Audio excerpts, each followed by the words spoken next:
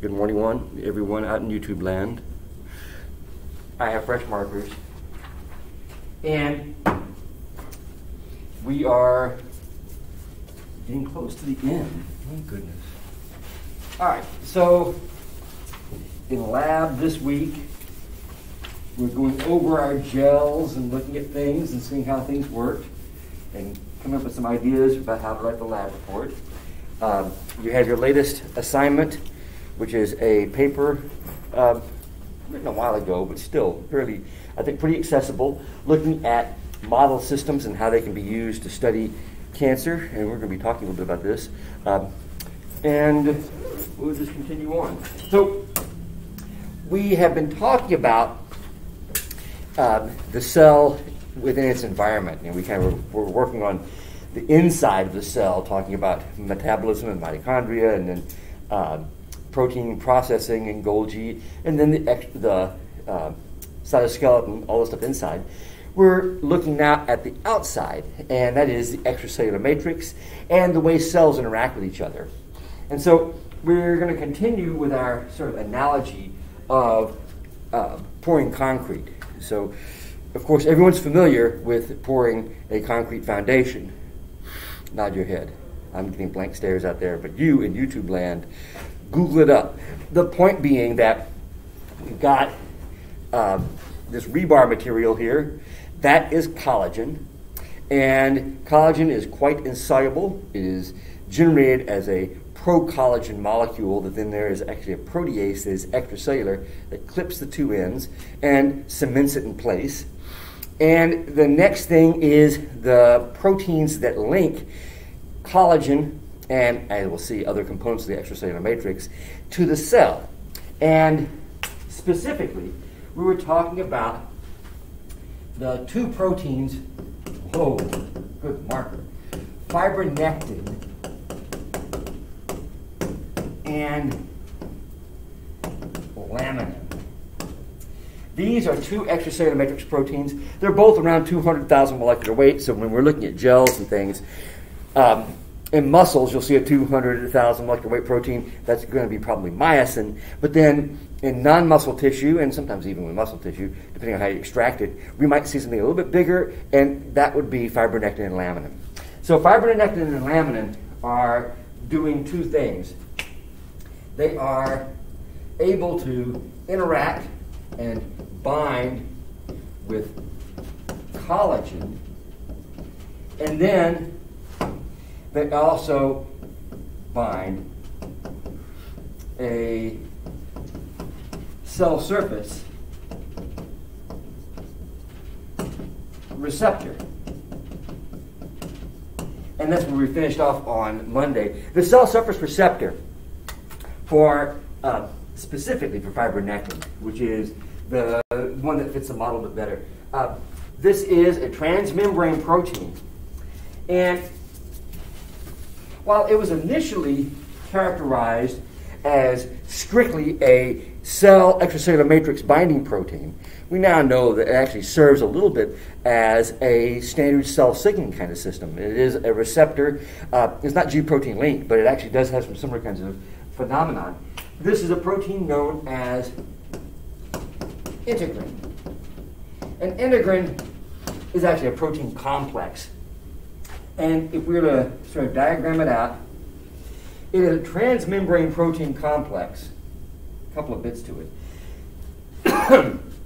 It has the ability to bind fibronectin, which is this sulfhydrobound sort of a two straws shaped as a V.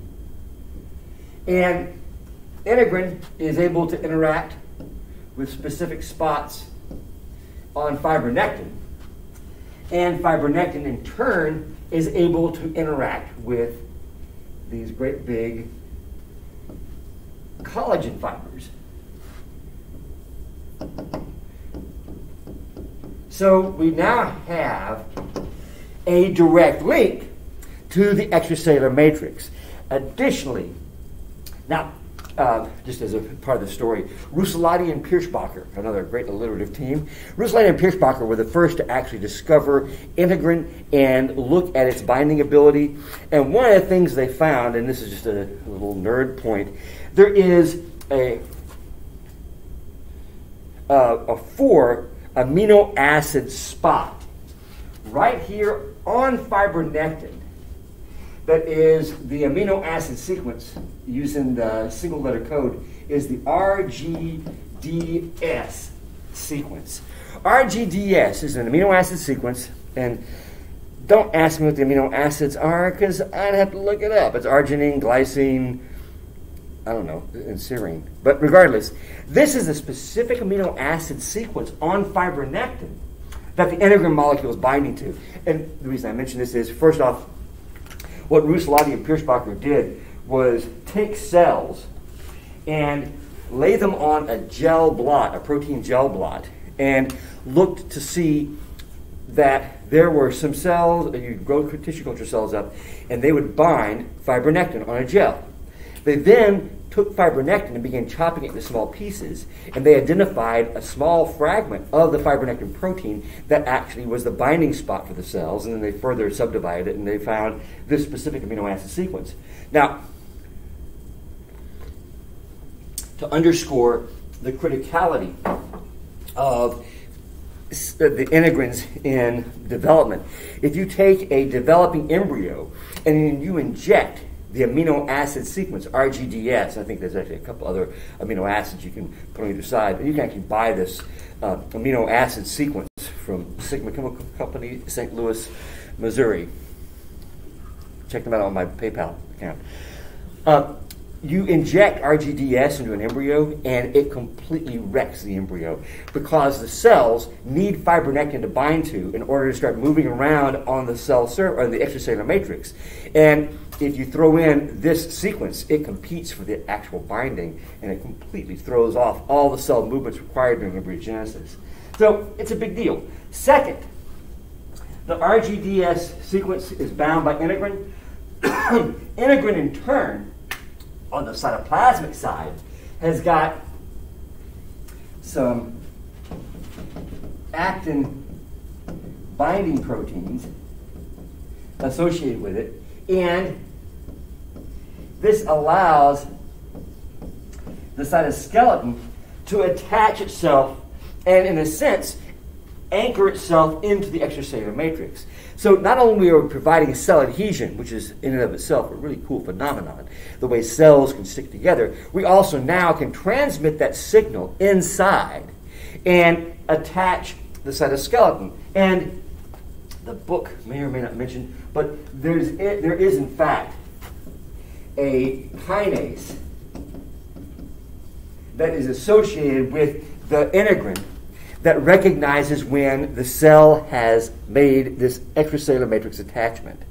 So what this means is that we have not only the ability to tie a cell into the extracellular matrix, on the cytoplasmic side, we have the ability to tie in the cytoskeleton, so we can begin changing shape, we can begin able to transmit stresses into this contact point. But additionally, we can begin changing the metabolism of the cell, have it start operating differently because the kinase is activated. So this is kind of a cool thing here. All right. Just to say I did, we're going to throw up. Not going to throw up. We're going to put up a picture here just to look at it and make sure I didn't miss anything. And you can look at it in your book. And all right. So integrins are a critical cell extracellular matrix interaction, and that is important. Okay, so just to get back, a couple of figures for the heck of it.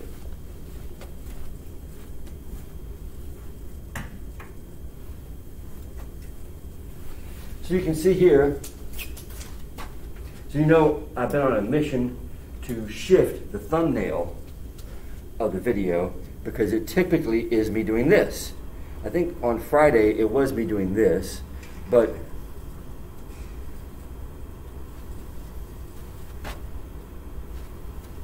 thumbnail there. Audience is staring at me.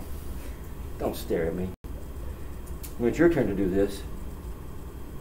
Can't you choose your thumbnail? Like when you upload the video? You have like a selection of 3 or so. No. Yeah.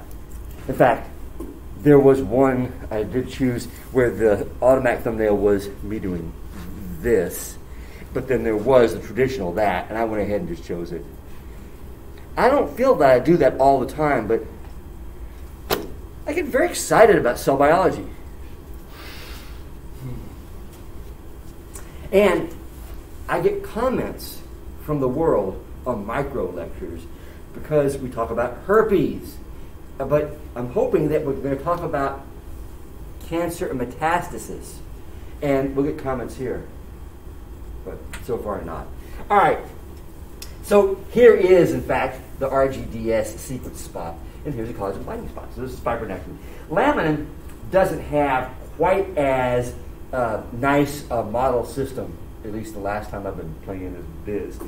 But here is the integrin molecule. So we have integrin interacting, and then there is a little linker biz that allows the integrin protein to actually tie into the actin microfilaments, and there is a kinase that's actually activated as well. So here you go. We got the inactive integrin. It hasn't bound anybody, and then we have integrin that's bound to the extracellular matrix, and bazinga, we have binding to the cytoskeleton, and we also have kinases activated. This is where we can actually begin to change shapes.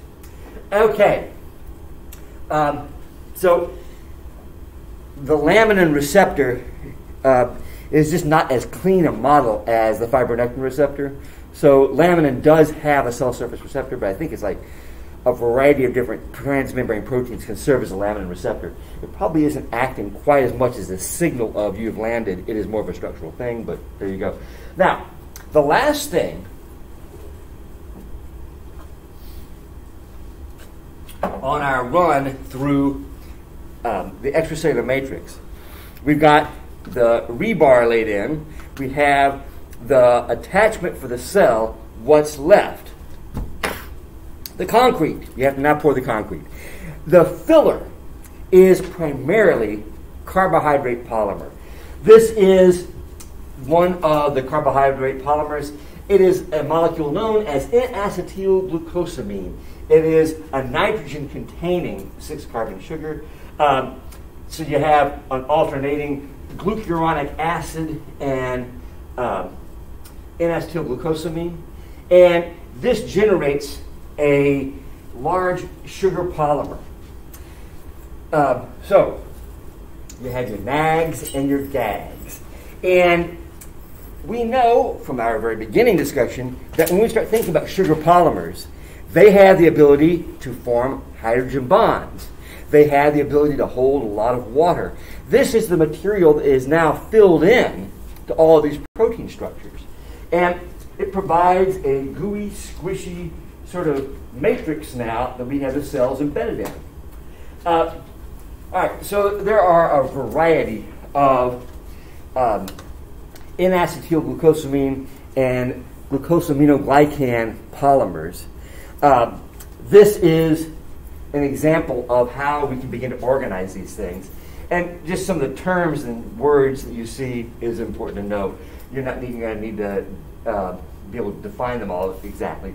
There is a carbohydrate core made up of a sugar called hyaluronic acid, not that anybody cares. And then off of that core are strands of proteins that now have huge amounts of sugars coming off of them. And one of the molecules that does this kind of structure is something called aggrecan. But let's just look here. You may have heard of some of these terms.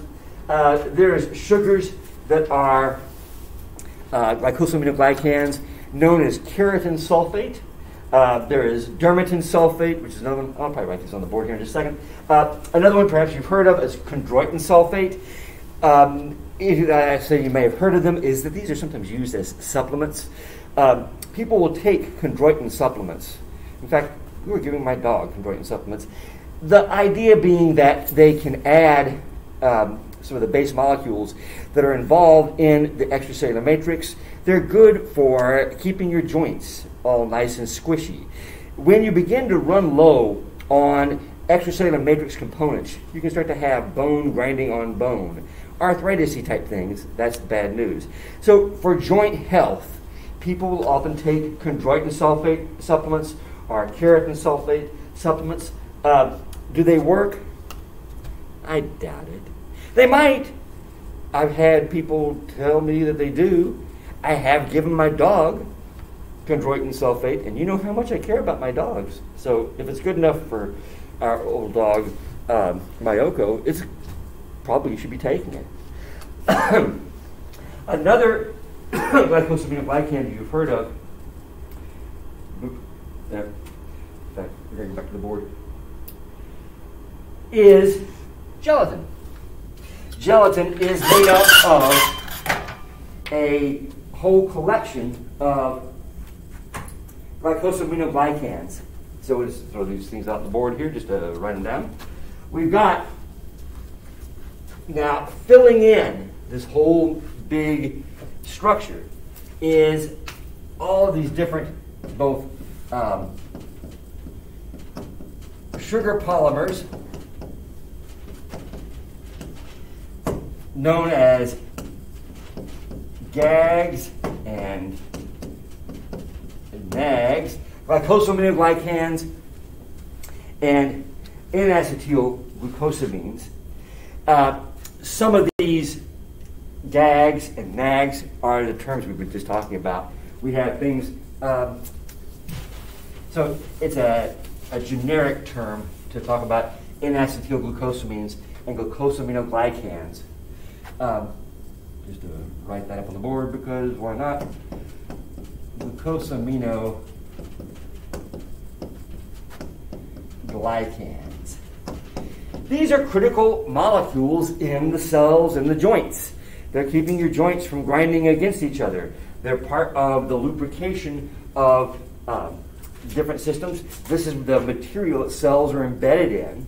And just a couple of terms. You may have heard of this heparin sulfate. These are often sulfated, just to throw that out as well, which gives them a slight negative charge. A sulfated proteoglycan. Heparin, you may have heard of as an anti-clotting agent. When they're collecting blood from you, they might put it into a tube that's coated with heparin. Heparin, as an extracellular matrix protein, is giving something for the red blood cells to bind onto in different parts of the clotting system, and so it prevents clots. And so you might take heparin as an anti-clotting agent.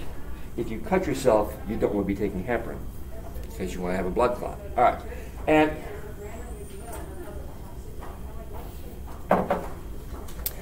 another molecule is,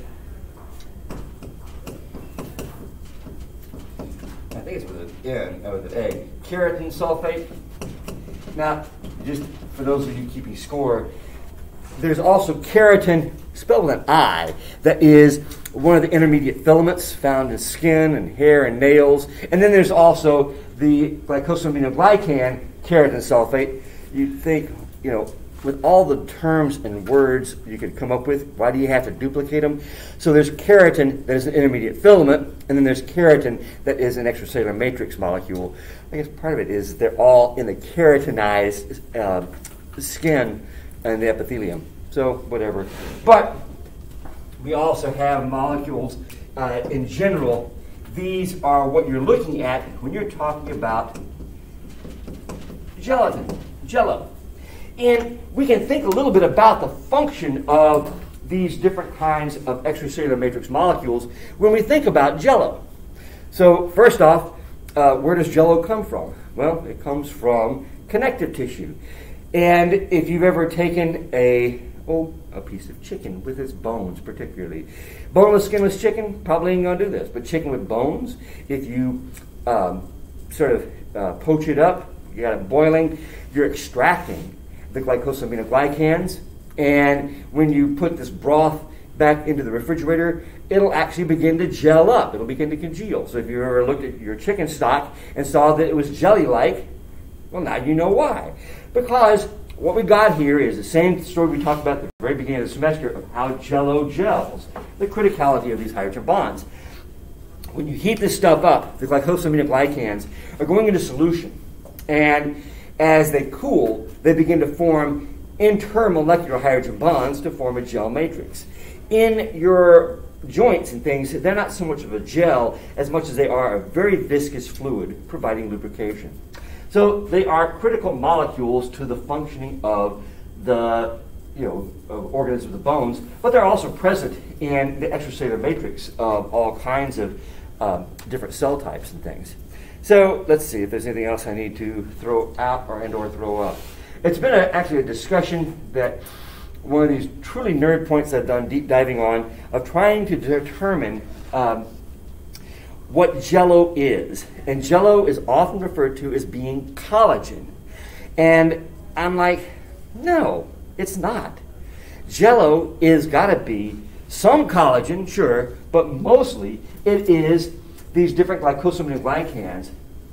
And another part of the gelatin story, just to chunk this out, and this is again one of our grand experiments in the biochemistry of food class.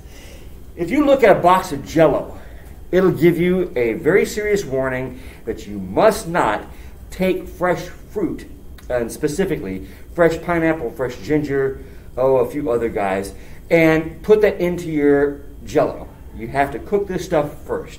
And that's because pineapple particularly is brilliant in that it has a protease.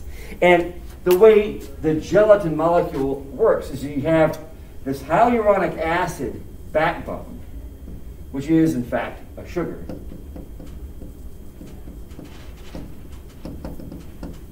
So the hyaluronic acid polymer. And then coming off of this, as you recall, are these core proteins. And coming off of the core proteins now are all of these sulfated glycosaminoglycans. And this big molecule, it's called aggregate, it's called all kinds of this, called gelatin. It has to be boiled up, it unfolds, and then when you cool it, you get all this intra or intermolecular hydrogen bonding. Tremendous water carrying capacity. I mean, that's why this stuff works as a really good lubricant, as a good material for squishing your cells around. It's cushioning, it's all kinds of good stuff. Now, if you add the protease found in pineapple particularly, but a lot of different fresh fruits, you begin clipping this protein core. And what happens is you will find your Jell-O will de-gel like a big dog. It'll absolutely become nearly water thin. And I actually have done the experiment with my niece and nephew when they were like 5 or something. Took a bowl of Jell-O, gelatin, we boiled up, put it into a bowl. As it cooled down, I don't know if you ever play with Jell-O, but I play with Jell-O intensely. Gelatin requires near refrigerator temperatures to actually re-gel. If you boil it up and leave it at room temperature, it really won't gel up all that well. Additionally, if you don't heat gelatin up, it'll never really re-gel very well. You can get it to go into solution, so there's gelatin drinks that people will take. And my granny used to take gelatin, drink it, and it was supposed to help your nails become harder. Part of the problem with all these different supplements is they're going into your gut. Your gut is designed to chew the heck out of everything. And so by the time it gets into your intestines, I don't think that you're able to take up things that are really going to be very much gelatin-like. It's going to be a bunch of different small sugars and some amino acids. How is that helping your nails to stiffen up? And the same with chondroitin. If you injected it directly into your knee joint, and people do, that would work for a while. But to take it orally, I don't see how that works. Regardless, you have a bowl of Jell-O, You let it cool down to, body temperature. You take a chunk of pineapple, say, the size of a sugar cube, plop it into a bowl this big. Come back the next day, put it in the refrigerator. This stuff will be absolutely as thin as water. It will never gel. And that's because gelatin is made up of this molecule.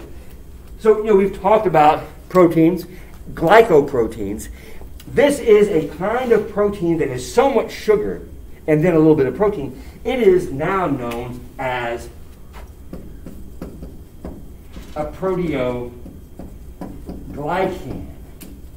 So it's not, a glycoprotein is what we think about with fibronectin and laminin, all these extracellular matrix proteins.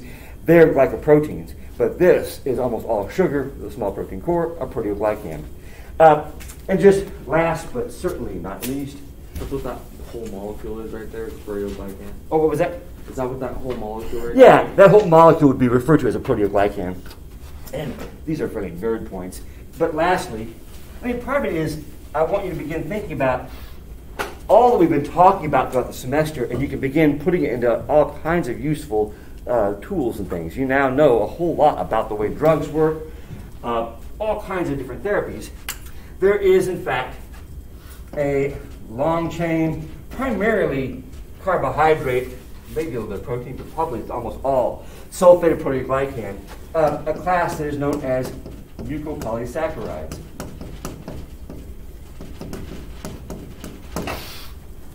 And can you guess what they are?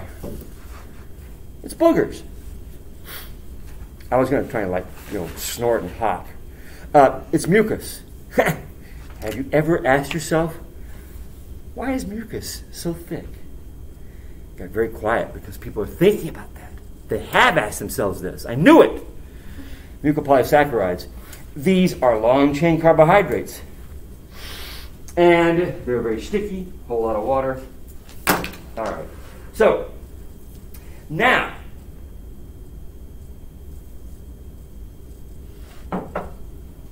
we're going to shift gears a little bit and think about how cells are interacting with each other and with the extracellular matrix. And this is leading us into the mechanisms of cancer. So, when you take histology, you will be faced with these terms of the way cells line up on an epithelial sheet. And they do so in a number of different kind of standard canonical ways. So, depending on the tissue type you're looking at, and this is what histologists do, you can have a simple epithelial sheet in which you've got the cells lined up like this, attached. They're on a basement membrane made up of collagen, proteoglycan, fibronectin, and laminin. Integrin is down here, binding. You can have an epithelial sheet that is referred to as being stratified. So the top layer of your skin is very definitely a stratified epithelium. The very, very top layer is dead cells, and they're sloughing off like crazy. And then more cells get pushed up the top. You can have columnar epithelium, things that are really long. And we find this in our gut and stuff. We can have cuboidal. You can have squamous, they're real flat. All right, so these are ways that cells are beginning to interact with each other and the extracellular matrix. And so we need to think a little bit about some of these cell-cell interactions. So here is a kind of an epithelium that we might see lining the gut, where we have the basal lamina that is being secreted by these guys and fibroblasts inside, kind of embedded in the connective tissue. They're secreting this stuff as well. And you can make this membrane. You can then kind of rip off and peel apart.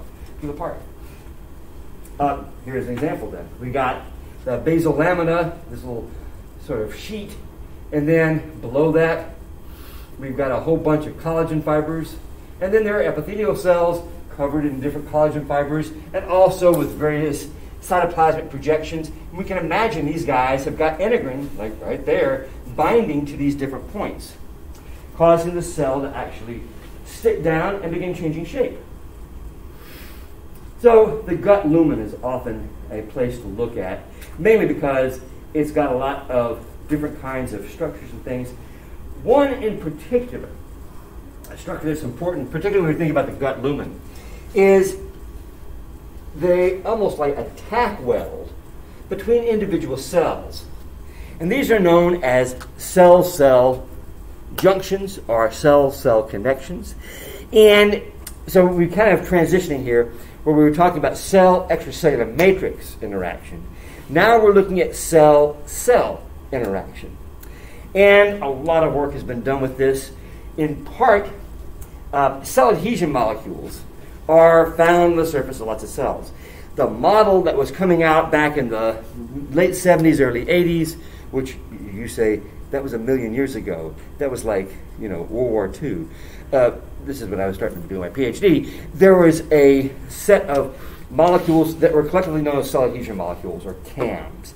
And the idea was there might be a way of you can take liver cells, dissociate them, and take neuronal cells and dissociate them. Put them into a tissue culture and shake them, and potentially the liver cells would come back together as some sort of glob, and the neuronal cells would separate and come back together again as a glob. It didn't work quite that well, but we do discover a set of transmembrane proteins that are referred to as CAMs, cell adhesion molecules. And then, what's his name? Right. Anyway, there was LCAM and NCAM.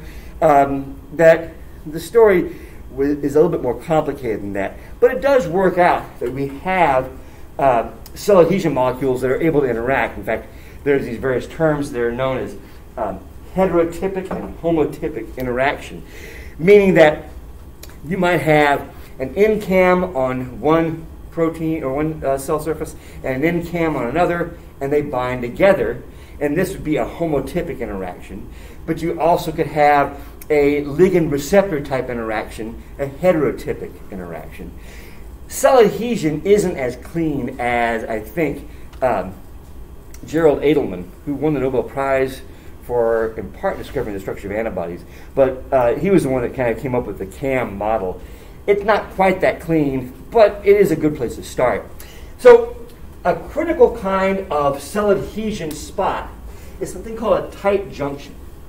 And a tight junction is literally a tack weld between, well, obviously not literally, but very similar to a tack weld between cells. And if we think about the gut, this is a really critical thing, because the gut is not an impenetrable epithelium like my skin is, where I don't want stuff being taken up by my skin, because I dip my hands into too many nasty-ass chemicals. But in my gut, I need to have cells that are able to take up small peptides, lots of sugar, thank you, all kinds of minerals and nutrients. I mean, this is an active membrane going on here. But we can't have the material in the lumen of the gut getting actually into my abdominal cavity. Ooh, no, do not do that. Because the lumen of the gut, A, has got all this stuff that you've done at. B, it also is filled with all the bacteria. I mean, this is, in fact, a tube that is connected to the outside world. And while your stomach is a pretty good sterilizing agent, there's tons of bacteria that pass through. And there's lots of bacteria that are critical for digestion that are sitting in your gut, your small intestine up here, and then your large intestine down here. And lots of bacteria. What you don't want is to disrupt the donut. You don't want to have a hole that is punching into the inside of your body. As we've talked a little bit about, my donut theory of developmental biology is you are essentially a large donut. And you have the outer surface, but then you also have the inner surface, this tube. That really is, in a sense, exposed to the environment. It is much more delicate, but you still have to maintain its integrity. So you don't want to have a puncture between the cells that will allow all this stuff to get into the abdominal cavity.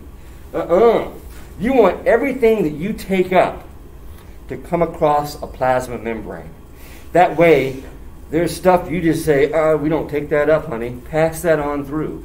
There are things that you take up specifically. There are things that you modify so you can take them up. We're taking up glucose in different ways. We're taking up, you want to take up small peptides. You don't want to take up an entire big protein. So tight junctions are critical for this. And there are a whole range of experiments where you can put a tracer molecule and see that, nope, it don't go through. It's a little bit like the mortar around a set of bricks. That's a tight junction.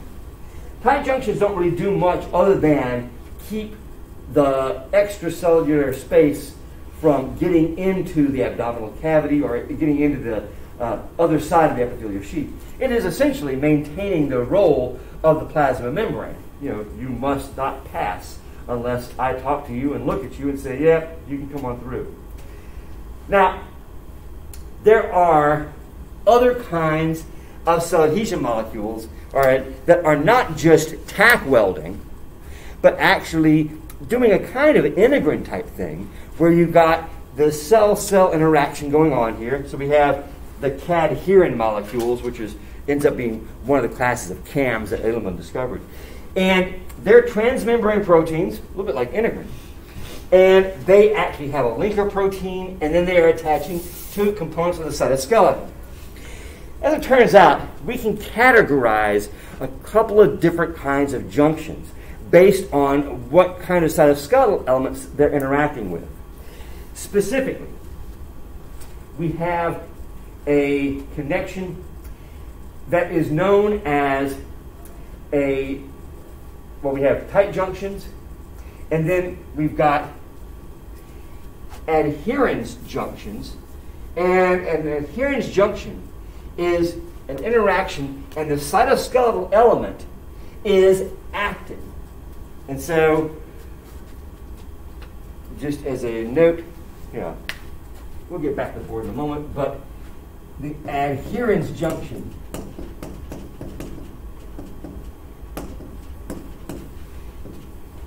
adherens with an A. Can you see that? Yeah, you can see that. There, not a blocker. Interacts with actin. That's the way I keep up with it. So a tight junction doesn't interact with anything. It's actually just a seal. Adherens junctions are attaching to the actin cytoskeleton. And then we've got another class that are known as desmosomes. But let's just look here for a second. Another one of my favorite things to think about is the formation of the neural tube. Now, as a fruit fly embryologist, flies don't form neural tubes in the same way, but you do have this delightful folding of cells. The neural tube is happening during embryogenesis, and it starts out as a sheet of epithelial cells. But then we've got the cell shape changes. And these cell shape changes, as the cells go from being a columnar epithelium to, orthogonal epithelium, they begin to pinch in. Because there is this cytoskeletal cell-cell connection, it causes the entire sheet to invaginate, to actually begin to pull in. And eventually, we're going to form this tube that pinches off. And we have now the formation of what's going to become the spine. So once you have, for sure, post-puberty, you ain't doing a whole lot of cell-cell movement. I mean, you're kind of still doing some differentiation, bully for you. But in another 4 or 5 years, you're going to be done. And there's so many phenomenal events that are happening during embryogenesis that really just never happen at any other point in your life. And we weren't even conscious, particularly, to observe them. Wow, look at those cells move. This infolding and the changes in cell shape is all being transmitted because of these different kinds of cell junctions attached to the cytoskeleton. Myosin is in turn, the cytoplasmic, non-muscle myosin, is pulling on these cells and causing this grand cell shape change. I love it. All right. So, and this is the point. If you were to, around this point, throw in a little bit of the RGDS peptide, you would completely screw this thing up. Because not only are these cells pulling in with each other, they're also interacting with the extracellular matrix. And so the extracellular matrix cell adhesion system is really doing some good stuff here. All right. So the next junction, and in the last moment we'll put it up on the board. What time is it? All right. We have now a structure known as a desmosome.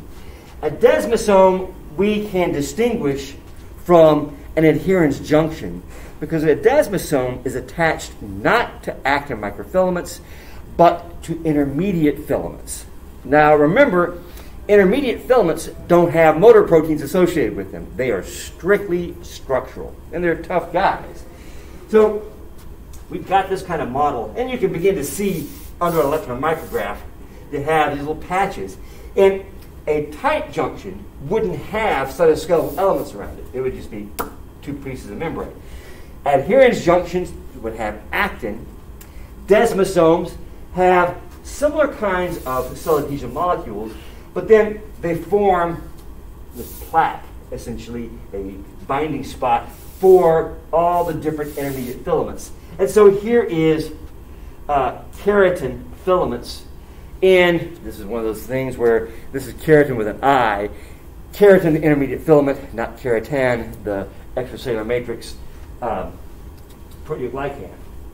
And this allows for, again, cell-cell connections. And we know intermediate filaments are awfully tough. They are providing some great structure. So we have the desmosome. We also have the hemidesmosome, in that there are spots where the cell is associated with the extracellular matrix, bringing in the different kinds of intermediate filaments, but it's not a cell-cell connection, it's a cell-extracellular matrix connection, and that is known as a hemidesmosome. And I'm about to throw this out all on the board, but all right, last but not least is a really oddball connection known as a gap junction. Now, a gap junction is not simply two cells stuck together, pinched. Beep. A gap junction actually forms with the production of a channel, and the protein is known as connexon, and the connexons form something called a connexin, I think. You invent it, you get to name it, or you discover it, you get to name it. This is, in fact, a cytoplasmic connection between two cells. So gap junctions are really a different kind of game. Gap junctions are actually allowing for cytoplasmic continuity. So just looking at this, we can tell that A, there's no cytoskeletal elements coming off of this. Now, I don't stare at electron micrographs enough to tell you why this looks different than a tight junction. It may have to do with the kind of cell type it is. It may also have to do with the way tight junctions look compared to gap junctions. But this man says it's a gap junction. I believe him. There you go. So gap junctions, though, are a cytoplasmic connection. And a couple of things happen from this is that means that we have cells that are right next to each other but form gap junctions. They can transfer different molecules between them. And maybe I'm on a roll. I'm going to keep on going just for a second. We're going to actually just build a chart here very quickly, looking at these different kinds of junctions. Because when we hit up on Friday, we're going to be doing some oncogenesis stuff. All right, so just to summarize our connections, we've got cell adhesion molecules that are coming together. And a tight junction. It doesn't have cytoskeletal elements associated with it. So, no cytoskeleton. It is simply providing a seal. We then have adherence junctions. This is a junction now associated with actin, microfilaments. And we start thinking about this because actin's got a motor protein. We can begin pulling those actin microfilaments in a belt, trying to start shrinking stuff. And because the adherence junctions are attached to other cells, those other cells are coming along with us. Then we've got the desmosome, hemidesmosome. This is a junction that's associated with the intermediate filaments, which means that they are really structural. There is no motor proteins associated with them, so you're not going to be able to change shape with this, but you're going to be able to transmit the shape changes and movements of those other kinds of junctions they may be generating. Desmosome is cell-cell. Hemidesmosome is cell ECM. And last but not least, we've got the gap junction. And truly, gap junction is a whole different kind of game, because gap junction is not so much of a cell adhesion thing, it is much more involved in cell-cell communication. So the gap junction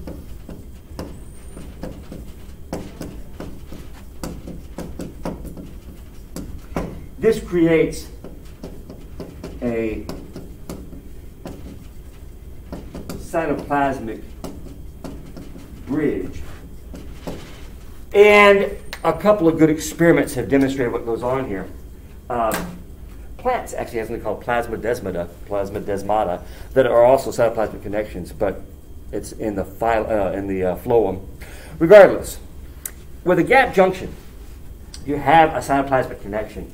And when Bernie Galula, who was the guy that discovered gap junctions, first discovered them, the first question is, okay, you got a cytoplasmic bridge here. What kind of molecules can pass through that? How big a thing can you get through it? And they actually started doing dye studies where they would take a dye, inject it into one side of an epithelial sheet they knew had gap junctions, and they would watch that dye diffuse across the layer. Now, they then started hooking things to that dye to increase the size. And it turns out that no, a protein can't diffuse across. An RNA, too big, can't diffuse across. Ions, definitely. I think even glucose may be a little bit too big. Nah, it probably isn't. Regardless, ions definitely can. And one of the things they can see is that if you take an epithelial sheet and you look at the electrical conductivity, the resistance, is another way of looking at it, between an epithelial sheet that forms gap junctions, it's much lower than an epithelial sheet that has not formed gap junctions, in which you have the membranes actually generate a fair amount of resistance. So ions can pass through, but actually one of the cool things that was discovered is a molecule we've been talking about, cyclic AMP, can move through a gap junction. That means that we can have a cell, so we have an epithelial sheet that is held together by gap junctions. We have a cell here that has a receptor, binds a ligand, and we can begin our kinase cascade over here. Cyclic AMP is being produced because of adenylyl cyclase, but that cyclic AMP can now begin diffusing and activating pKa in all of these cells that don't have the receptor. Actually a fairly cool little trick. All right. So that was only a 49-minute lecture. I'm going to wait, though, right here for another 30 seconds, so it'll be exactly a 50-minute lecture. But, of course, I started 7 minutes late because I had to get coffee. And what's a key word I could say that'll get comments off the web. Chondroitin sulfate for your arthritis. No, don't.